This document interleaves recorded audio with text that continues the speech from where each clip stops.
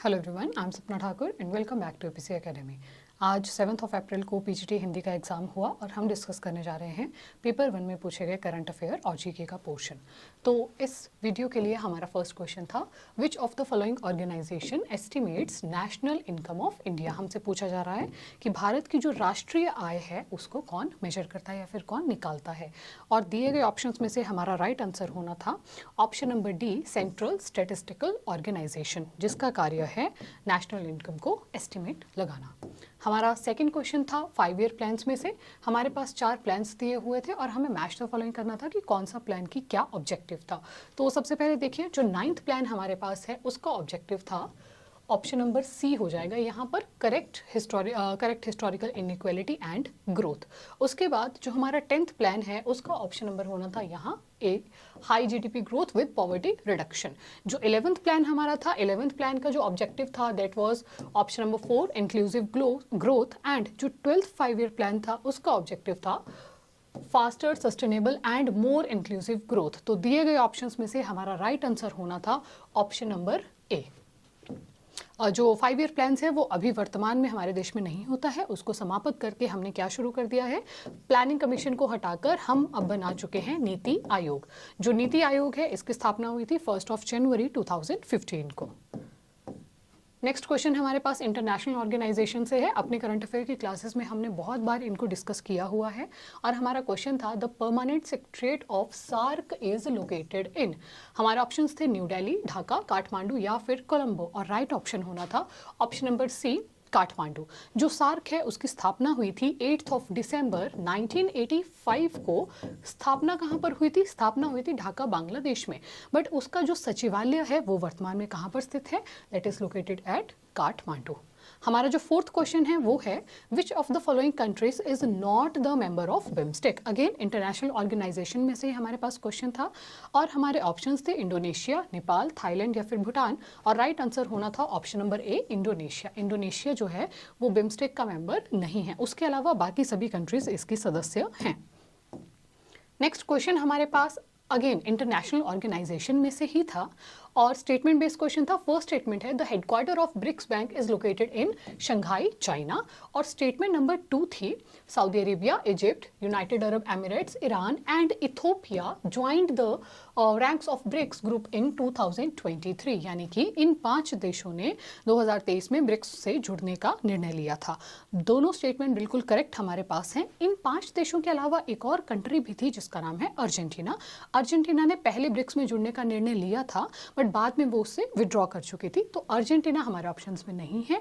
और बाकी ये 5 नेशंस हैं जो ब्रिक्स में सम्मिलित हुए हैं। दोनों स्टेटमेंट्स राइट हैं, तो हमारा आंसर होना था option number A. Both statement 1 and 2 are correct. Next question से पहले हमारा 60 डेज का क्रैश कोर्स स्टार्ट होने वाला है एचपी टैट के लिए।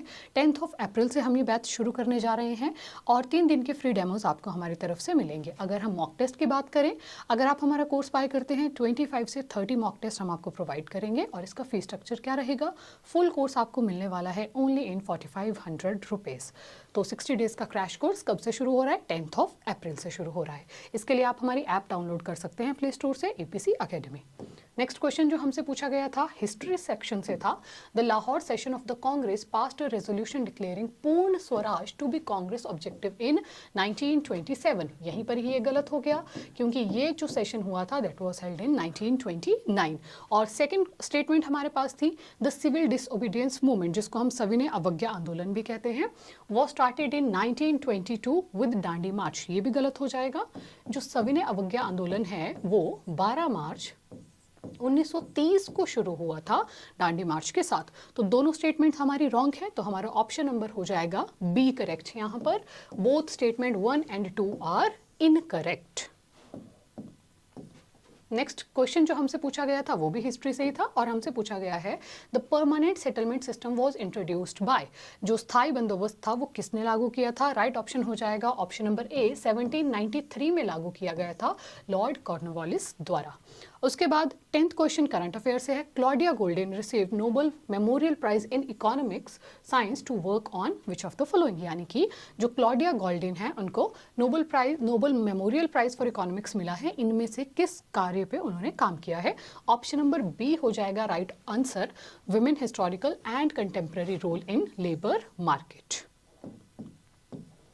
नेक्स्ट क्वेश्चन जो हमसे पूछा गया था, The Prime Minister India Decade Vision aims at making India the fastest growing innovation economy in the world. And statement number 2 थी, The Global Partnership on Artificial Intelligence Summit was hosted in Delhi. दोनों statements ही हमारे पास right हैं, तो हमारा answer होना था option number A, both statement 1 and 2 are correct. Next उसके बाद पीएम मोदी के कार्यकाल के दौरान कौन कौन सी हमने योजनाएं स्टार्ट की हैं, किसका इनिशिएटिव लिया है, वहां से हमारे पास क्वेश्चन है। प्रधानमंत्री नरेंद्र मोदी के नेतृत्व वाली एनडीए सरकार द्वारा कौन सी नीति शुरू नहीं की गई है, और दिए गए ऑप्शंस में से हमारा राइट ऑप्शन हो जाएगा ऑप्शन नंबर सी, जो setting up of national innovation council है वो पहले हो चुका था। नेक्स्ट क्वेश्चन हमारा है, इन विच कंट्री BAPS स्वामीनारायण मंदिर was inaugurated by prime minister Narendra Modi in February 2024। जनवरी 2024 में अयोध्या मंदिर का जो इनोग्रेशन है वो हुआ था, और उसके ही कुछ वीक्स के दौरान ही कहाँ पर एक इंटरनेशनल कंट्री में कहीं जाकर पीएम मोदी ने इस मंदिर का उद्घाटन किया था। बहुत बार हमने इसकी अपने करंट अफेयर की वीडियोस में चर्चा की थी, और राइट ऑप्शन होगा option number B, United Arab Emirates, वहाँ पर यह मंदिर शुरू हुआ। नेक्स्ट हमारा क्वेश्चन था, among the emerging generative AI technologies which of the following tool produce realistic photos based on text input. Option number B होना था राइट आंसर, डल ई जो है this is right option. Last question for this video is, when did parliament pass the public examination bill 2024। आपने recently सुना होगा कि जो परीक्षाओं के दौरान चीटिंग होती है उस पर रोक लगाने के लिए बहुत स्ट्रिक्ट लॉज बनाए गए, और हमसे पूछा जा रहा है कब, कौन सी डेट को पार्लियामेंट ने ये बिल पास किया था।